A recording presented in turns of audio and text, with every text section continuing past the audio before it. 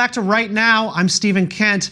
And did you know that Mexican drug cartels have all but taken over a town in Southern California just beyond Los Angeles? I don't know why I'm surprised that in Governor Gavin Newsom's anarcho-Golden State, the decriminalization of marijuana has been a disaster, but Prop 64, which was approved in 2016 by California voters and brought in under Jerry Brown, has succeeded in making it more profitable to be in the business of crime than to legally grow and sell marijuana in California. Our guest today, Jorge Ventura, has documented this stunning failure in his new film, Cartelville USA. Take a look.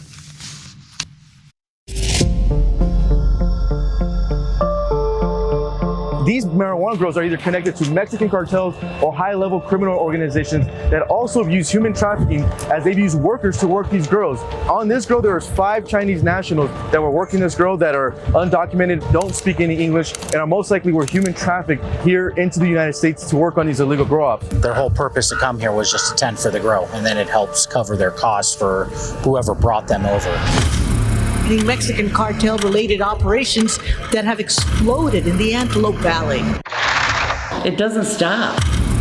We're 300 miles away from the border, and we have one of the largest illegal drug operations happening in the backyard in the high deserts of Los Angeles. It's accelerating to the degree that we're just...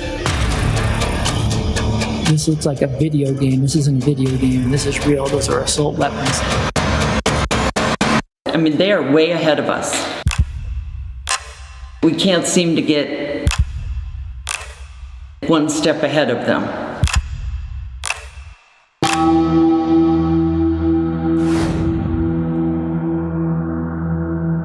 This is the cartels. We are very, very close to driving down the freeway and seeing bodies hanging from the overpasses. That is what's coming.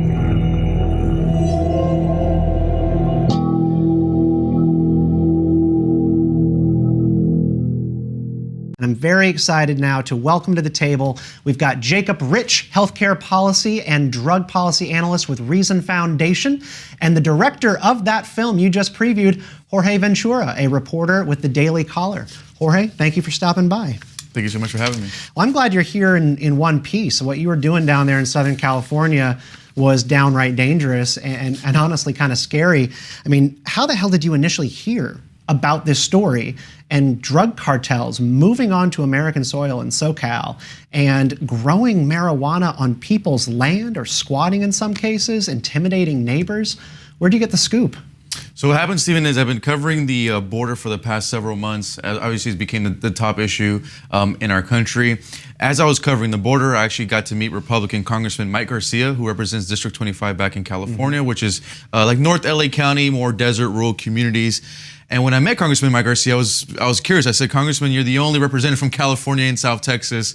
You know, how come you're here? And he just said, Jorge, what's happening here at the border is impacting us back in the Antelope Valley, Palmdale, with this Mexican drug cartel, illegal marijuana crisis, kind of labor trafficking movement. And when he kind of explained to me, gave me more details, I couldn't believe it. When I got on the ground, it was just shocking to really see it in person. So the congressman invited me to 2 town hall meetings to attend, and that's where I actually got to hear from the residents. The residents have been getting shot at by these cartels. The human trafficking aspect, where these cartels smuggle these migrants from the southern border and force them to work. This is your old community, right? Like this is This is hometown for you. Yep, that's where I grew up my entire life. I went to high school in this area. My parents still live there to this day, and I couldn't believe the magnitude of the problem, but also how underreported this problem is as well. So we were hoping with this film, Cartelville USA, we could highlight it and hopefully bring a national spotlight to this issue. Jacob, I didn't think things would get this bad with drug decriminalization. You don't hear about this, obviously, in Colorado or something like that. They went full legalization, right? Yeah, they did. Not a border state. This kind of thing's not going to happen. California has the unfortunate nature of being down there right by the border, and so the cartels are moving right in because there's no penalty. Is this what you anticipated from drug decriminalization in your home state? No, not at all. You know, I mean, when Prop 64 passed in 2016, I actually thought it was a very good thing. I think we could all agree that people shouldn't be thrown in jail for, you know, smoking weed or even growing a couple of plants. But it's kind of grown to this huge crisis in the state of California. It actually started up in North California, like the Humboldt County, and it's just recently hit the Antelope Valley and kind of that SoCal area. So when I was speaking to LA County sheriffs, one thing they told me, they said in 2020 we only identified 150 illegal grows. You know, fast forward to this year, they're at over 500. The county next door, which is San Bernardino County, in 2019 they only identified about 200 illegal grows. They're now at over 1,100. I just want to remind the audience, this is not a Cheech and Chong, just two hippie dudes, smoking pot in the middle of nowhere. There's a huge criminal element to this problem, so that's why those are your people, Jake. The Cheech and Chong illegal grows in the middle of the woods, Yes. One thing that I think is very interesting, you mentioned that California is a border state and that much of this must have to do with that because they're in such close proximities to these cartels. But I think that's actually a minimal factor. The ability to travel across the United States is not that hard. And the factors about California that make it attractive to the cartels are actually the high taxes and the major regulations that prevent legal operations of marijuana since Prop 16 passed to actually operate. And when you have such high barriers and you increase the price, cartels are able to undercut it. When we have drug prohibition, that's like the biggest increase of price, right? You make something illegal, you're able to attempt to compel people not to use a substance. But if you legalize and don't provide access to a substance, the black market is able to move in. There's places where they can't even, there are communities where you're not even allowed to have marijuana companies. So cartels are able to target these areas and actually move in. And we don't see such activity in Nevada and Massachusetts and other states. So I think there are regulatory issues with California that actually make it very attractive for the cartels in particular. No, and that's very true. According to the numbers, what California was hoping was after Prop 64 passed, they wanted around 6,000 marijuana licenses to be compliant. Obviously, they wanted to see that tax revenue. They're only at 1,000. 80% of the weed coming out of California right now is black market. So whether you're looking at it from tax revenue, we're losing. The homicide rate in our deserts have gone up. I think a huge issue that we were trying to highlight in the documentary was also the labor trafficking aspect, where these migrants are being held against their will. I was calling it basically slavery on American soil. But another huge issue, whether you're on the left or right or not too political and you're a Californian, is the water theft. That's the alarming rate. So every day that these illegal grows are operating in the Southern California area, between 3 million to 9.5 million water gallons are being wasted. Some of the numbers that we looked at back to 2013 suggest that since 2013, over $12 billion water gallons have been stolen from the state of California connected to these illegal grow operations. Yeah, I mean, so let's back up a little bit away from the subject of the sort of the legal market and versus operating a legal grow, because I want to come back around to that. So let's kind of talk about how cartels are using private land and localities' water to basically run their operations and completely do it scot-free. You had a guy in the documentary who he was notified by his neighbor that there was someone who had built a structure on his land with walls, a boundary around it, like a rooftop and all that kind of stuff, and he had no idea that there was a marijuana grow on his land. They have become so brazen where they're just moving right up into abandoned buildings to do this stuff, or just growing on people's private property. Exactly. So out there in the desert, I mean, it's the middle of nowhere. There's literally no law enforcement. So two ways that they're doing this is by squatting, where they'll just take a piece of land, start the illegal grow, or they'll just buy a property and start the illegal grow. The huge problem is that they siphon the water just from the regular American citizens that live there. So they'll do this by drilling illegal wells, tapping into our California aqueduct, and the biggest thing is that they siphon it from the fire hydrants out there. So out there in the desert, for folks who don't know, is we have these fire hydrants with resident keys. So the residents are able to get the water that they need. But what these cartels are doing is they're siphoning the water from the fire hydrants, and then that cost is falling on the residents. The situation got so bad that in the Antelope Valley we had 176 fire hydrants. Now we're down to 76. The county actually had to cut out 100 because of the problem got so bad. Well, and private citizens in the area, in some ways, I mean, they're being victimized here, like no doubt. But there's also certain elements of collusion with the cartels, because there's money to be made if you get water and then you sell it over to these people, or you sell property to them. I mean, there's like this entire arc in your documentary, Cartelville, about the culpability of certain realtors in the area of trying to help cartels get property and buy homes at cash value. Exactly. So they're also changing the real estate market because since the cartels almost have this kind of unlimited money, they're actually able to pay whatever price, beat out any bidder. And, you know, if you question the real estate agents, the first thing they say is, well, we're not allowed to discriminate against these buyers. So that's where the residents get very angry. The people you talked to were terrified of saying the word Hispanic or saying the word Mexican. They would just be like, people who don't belong here. Yeah, exactly. They could not bring themselves to talk about it in any other term than vagary. Yeah, so I mean, like I said, there's so many kind of levels and aspects to the story, whether it's the water theft, human trafficking, the homicide rate, but the real estate and the homes, I think it's been kind of fascinating to see, but they've been changing full-on communities and they're pushing families out. So one way, you know, they're doing it through violence, water theft, intimidation. When we interview residents, there's officially no-go zones out in the desert where they know not to go because these neighbors have been completely taken over by that cartel. I mean, no-go zone, this sounds like we're in a third world country now over there. Right, yeah, I mean, you go out hiking and you don't know what kind of trouble you're going to run into out there. There's this guy that you talked to, and he's one of the only people in the doc whose face is not blurred out, named John, I think. And at this point, his property is well surrounded by cartel grows, and they want his land, correct, right? They want him to sell, and he's not going to sell. These people are in mortal danger, and there is nobody rushing to protect them except you and a camera. Like, this is the only thing that I feel has given this guy any sort of semblance of safety. Exactly. I think then, you know, one thing that we weren't able to put in the documentary because it happened as literally when we were done filming is John actually gave us a call and he suspects that the cartel did this, but they actually dumped a dead body less than 100 feet away from his house, which he found very odd because when the cartels do kill people out there in the deserts, I would find that odd as well. They bury the bodies where they cannot be found. So even last year, LA Times reported there was a 26-year-old Guatemalan migrant that was trying to escape these illegal grows. He was shot and killed, and LA County Sheriff couldn't find his body for 4 months. So John said this is kind of a way for them to send a message to him because they dumped the body so close to his property. But this is the kind of stories that kind of happen almost every day out there in the desert that we're trying to highlight and say, hey, we have American citizens living in the middle of these cartel drug wars now. This is happening in America in 2021. I mean, I still can't even believe it after even doing the documentary. I mean, it seems quite clear that this is almost solely the consequence of just the state's lack of enforcement, right? They're just choosing not to enforce laws. And in legalization, there are still things that need to be done. Like people can't be just stealing water. It's interesting that there's actually such an incredible water situation here because usually it's the fact that the government is subsidizing water for the farms that honestly wouldn't be able to operate in such a market. But you have such a resistance to enforcing laws against any sort of marijuana activity that they're actually able to drill into these wells and steal. Let's watch a clip here real quick from one of the sheriffs because she's talking here, and let's roll clip A about the issue of sort of removing the felony charge for these things.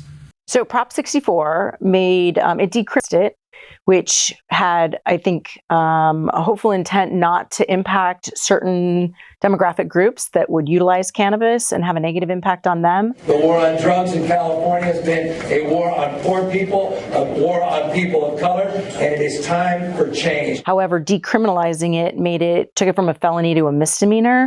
So it's only a $500 fine to grow illegally now. And when you look at all of our surrounding states that have cannabis recreationally available to them, it's still a felony to grow and to cultivate illegally. So that is really what has created this problem. Their yield on some of the smaller grows is close to $1 million. And when you think about the consequences for anyone, a misdemeanor consequence, so we're talking about a citation, maybe a $500 fine at the end of the prosecution, but you have a chance to make $1 million, the risk versus reward isn't there like it was before when it was a felony. Risk reward. I mean, is this the libertarian dream in California? Because this looks awful. No, this is absolutely not the libertarian dream, and it can be conflated with the libertarian dream. But there are still laws that need to be followed, and the war on drugs, as Gavin Newsom said, is very real. But enforcing standards for production of products is not what has made the war on drugs so evil. It's been the prosecution of use of drugs, of possession of drugs, when people should have the autonomy to put in their body what they want. And the inability or just the lack of any sort of appetite to enforce laws is not consistent with any sort of libertarian vision of and I drug think legalization. that was probably the most, I would say, surprising kind of fact during our whole, investigating was just the $500 misdemeanor. So, if Jacob and I had 50,000 plants out there in the desert and LA County Sheriff raided us, all we're gonna get hit with is a $500 misdemeanor. So why would we not do this business? So that's why when I'm speaking to LA County sheriffs, they tell me that when they raid these grows, they are looking for the human trafficking, they are looking for the water theft, and they're looking for any weapons like that. They get attached a felony charge when they bring that that's case the up. only thing that will escalate the charges. Yes. Yeah, and people imagine in this situation, people want to feel good about these policies and be like, we're helping marginalized people, yada, yada, yada. So they imagine that this is going to apply to some teenager who starts growing marijuana in his basement in Los Angeles with a couple white lights and doing it off the radar. $500 is going to hurt this person, but it's not going to ruin this person's life. Cartels have plenty of money. They're just going to pay the bill, and then they have upside of millions. Exactly. So that's one thing is that when LA County Sheriff is really frustrated because our district attorney is Jorge Cascon. He leans very on the progressive side, to say the least. So he's actually not even prosecuting these crimes. So they're looking for the weapons. Now, during our investigation, what we found very interesting is that when we spend some time with our next door neighbors, which is San Bernardino County, they have a completely different approach with the district attorney named Jason Anderson. He's much more aggressive when it comes to getting these charges. But in LA County, it seems like they're fighting a huge uphill battle. Right. Congressman Garcia mentioned of Gascon, is that how you say it? Mentioned that this guy was working for the cartels. Is that political sort of hyperbole, or do you actually take it that this person is not acting in good faith in their role as DA? Look, it's a bit hard to say. I'm not going to say he's working for the cartels, but he hasn't been prosecuting crimes. Jorge Cascon just made news this past week because he released a murderer who was supposed to serve 50 years. He only served 6. So that's the type of district attorney we have. And the big thing, and one thing that we kind of ran into, is the misconception problem. And what I mean by this is, let's say we pull a random Californian from the sidewalk and tell him, hey, did you know about these illegal grows operations? People literally just shrug their shoulders and say, yeah, so what? It's just pot. That's the thing is people don't understand. It's because they just think weed, it's just pot, it's not a big deal. They still don't know this huge criminal element tied to this problem. Yeah, I've always long suspected, I haven't done too much research onto specific examples, even though I want to, but I've always long suspected that the cartels actually lobby for drug enforcement, because they really can't exist without the enforcement of drug laws. In California, we basically have a perfect storm of incredible regulations that legitimate companies have to follow. So maybe a $500 misdemeanor doesn't sound like a lot of money, but if a company keeps racking these types of charges over and over again, there's going to be major consequences versus what's the consequence for the cartel? It literally is only $500. The consequences are incredibly low. So you basically they're basically weaponizing the laws of the state against legitimate operators in order to infiltrate. And I would not be surprised if they actually lobby for more restrictive gun laws. Yeah, and I want you to talk a little bit about some of the legal grows. So let's put up another clip. We got clip B here of Chris Minsell, one of the legal growers who's trying to compete in this impossible situation. I don't blame the cartels for doing what they're making money. That's what they're designed to do. That is why there's an incentive to illegally grow. What moron would go through the process of actually being legally licensed and inspected and all that when you can't even deposit that money in a federal bank and the whole thing? That's why the cartels invented this game. I don't have a problem with people wanting to come here and make better money. What I do have a problem, and this is why I'm speaking up, is because our leadership from California to the Board of Supervisors of Los Angeles have failed us to create a good policy to allow legal cannabisation, cannabis use, recreational, even medical. They failed us. You find this guy, or did he find you? We ended up finding him. So one thing is, when we were interviewing the residents, people kept mentioning, "Hey, you got to interview this guy, Chris Menso. He's a character, to say the least." Obviously, you didn't see it in the clip. He was wearing this kind of Scottish skirt, but what Chris call it a kilt. I'd say they might be offended by that. And Chris's point is correct. He says, look, if we had a better legal way without the red tape, then the tax revenue, we could actually see it back into our schools and into our community. So that's one aspect that he was very angry about, is that the cities and these towns out there in the rural desert, they're not even seeing any of that revenue. So like I said, no matter what way you look at this, the state of California is losing in every single metric when it comes to this issue, and it seems like it's only getting worse. Why do this then? Why lose in every way possible? Surely California, the state of California, knows that this is going on. It is hurting poor and marginalized people who are just trying to make any sort of living in their state, and they're not protecting Californians. What is the reason?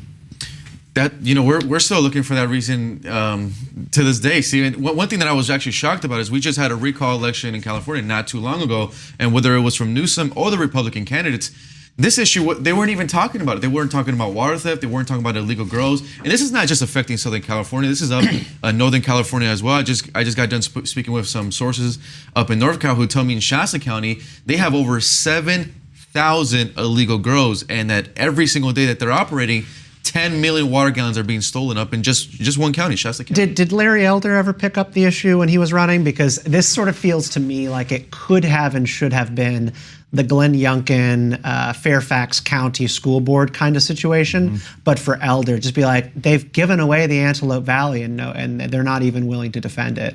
We didn't hear it from Elder. We didn't hear it from any of the Republican candidates running, which I was shocked, because this is probably the one issue where you could get a Democratic voter in California to agree with you, because like I said, whether you're left or right, if you're in California, we all care about the water, especially that we're in a drought. If you live in Southern California, we're not even getting our water from our own state anymore. We're getting it from Colorado. So we were shocked that this was just not on their radar. So we're hoping this changes that issue moving forward, and just educating Californians that, hey, this is happening in your backyard now. Yeah, well, I have a hypothesis for why this is happening. I think it's because of the monopoly of the Democratic Party in California. And this is no suggestion that the Republican Party is better than the Democratic Party. It's just that no matter what the Democratic Party does, there are no consequences.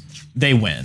And we see many other indicators, such as education, outcomes, and whatnot. They tend to be the best in states that are purple, where if the Republicans don't do well, Democrats come and take over. Florida has some of the best education outcomes in the country, and it's definitely a purple state. It usually actually decides the election at the presidential level. So if there's no incentive and no consequence for them doing a terrible job of enforcing laws, why would they ever change? Exactly. Then, out there in the middle of the desert, there's no law enforcement. And at the same time, they have all the water access. We have our California aqueduct that actually runs through the Antelope Valley, so that you could tap into that. Like I said, all the fire hydrants that are available. So for them, it's like, well, why would we not do this if the worst thing that we're going to get hit is a $500 misdemeanor? And LA County sheriffs, when I'm speaking to them, they got really hurt by the Defund the Police movement. A lot of that funding cut, like their task force teams. So they're not able to even be out there every single day patrolling. It was back in July when LA County Sheriff had their biggest bust when it came to these illegal grows. It was about $1.5 billion in product that they got. But the huge issue is that that 10-day raid cost the department $1 million. And it wasn't just LA County. It had to be Riverside. It had to be Ventura County. They had to call the DEA to get involved. So this is, whether, like I said, no funding, no law enforcement, easy water access. Why would they not? Yeah, defund the police has to be central to the narrative of what's going on down there. Have they doubled down on this policy? And is there hard evidence that shows that when you do defund police departments and cut their budgets, that drug enforcement goes first? Yeah, you could already, like I said, just look at from the numbers of the marijuana operations that were out there. So, like I said, LA County, they only had 150 of these in 2020. We're at already over 500. Like I said, when we're in San Bernardino County, it's the complete opposite, because their board of supervisors is passing funding for the sheriff. So over there, they actually have a unit called Operation Hammer Strike, where they kind of have these 5 teams that all they do is raid these illegal grows. You'll see it in our documentary. We go embedded with San Bernardino County when they do these illegal raids, and they were actually raiding illegal grows connected to the Chinese mafia, who actually smuggled Chinese nationals in and used them actually as their labor force. So it's, like I said, it's really interesting just to see the two different aspects when it comes to that. Also, their board of supervisors, every day they're working on passing legislation. So one thing that they just passed, which I think probably is going to create a little bit of a dent, is if you're a homeowner or a property owner, you actively sell, and knowing that you sell your property to these illegal grows, every day that illegal grow is operating, you're gonna get hit with a $10,000 fine. So that's one way they see it, is, hey, if we can't hurt them in this area, let's go for their pocketbooks, $10,000 How do you fines. prove that? How do you prove knowing that they knew they were selling to a drug cartel? That's one thing the board of supervisors is going to have a little bit of difficulty. One thing that they kind of do this with is code enforcement. So if they're out there and they see that they have more generators that are out there, or you know what? That bothers me though. Yeah. that of all the solutions that they could pull, they pull one where they go after Californians again. Yeah. Like we're going to make this about you people who are selling your homes and going after the people who are being victimized by this situation. I take issue with that as a solution. I think from my perspective, one angle that we could just hit it at is just the water theft. Increased penalties, attach felony charges to there. This might seem like a hard line, but I'm at the point where maybe some type of legislation where even if we find out that you steal just even a gallon of water, you could get hit with some type of felony charge. Because without the water, the marijuana can't grow. This might get me kicked out of Reason, but let's hear it. When these types of, this is much more than a domestic issue. This is a foreign policy issue, and I really don't see why the military shouldn't be involved. Yep.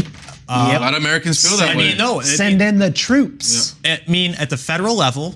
Oh, geez, I can't believe I'm going to say this. He's going to get kicked off for Reason. At the federal level, marijuana is illegal, right? Right. Yes, sir.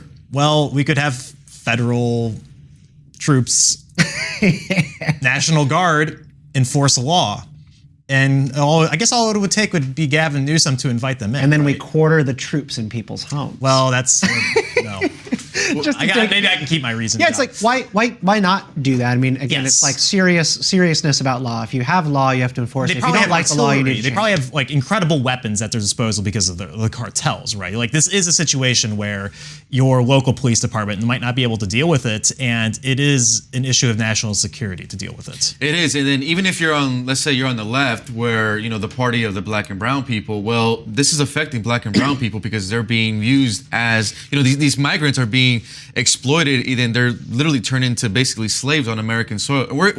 We're also talking about children here and women. So it's not just men that are working these grows. They have children. San Bernardino County sheriffs gave us that video. So that's one thing that we're trying to highlight is the labor trafficking. Even Axios put out a report in September saying that 1 out of 3 unaccompanied children that get released into the United States, the government is losing track of. The situation got so bad that the Department of Justice is running an investigation on our own government to see if we are releasing these unaccompanied children to labor traffickers. That's what we're seeing in the California deserts.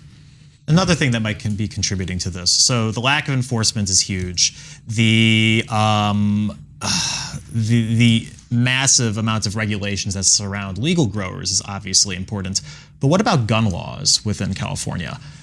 Are people even able to defend themselves in the state? So that's a huge issue too, is how strict the gun laws are and to get a CCW out there. So when I'm actually speaking to these desert residents out there, they don't even care if California is going to let them have a firearm. They're like, hey, at this point, we literally have to defend ourselves. There'll be a part of a documentary where we meet these 2 residents where, they're out there doing their hike and they get stopped by one of these cartel guys. And he literally pulls up on his phone a photo of a man that they shot and killed in a red truck and said, if you come back, this is going to happen to you.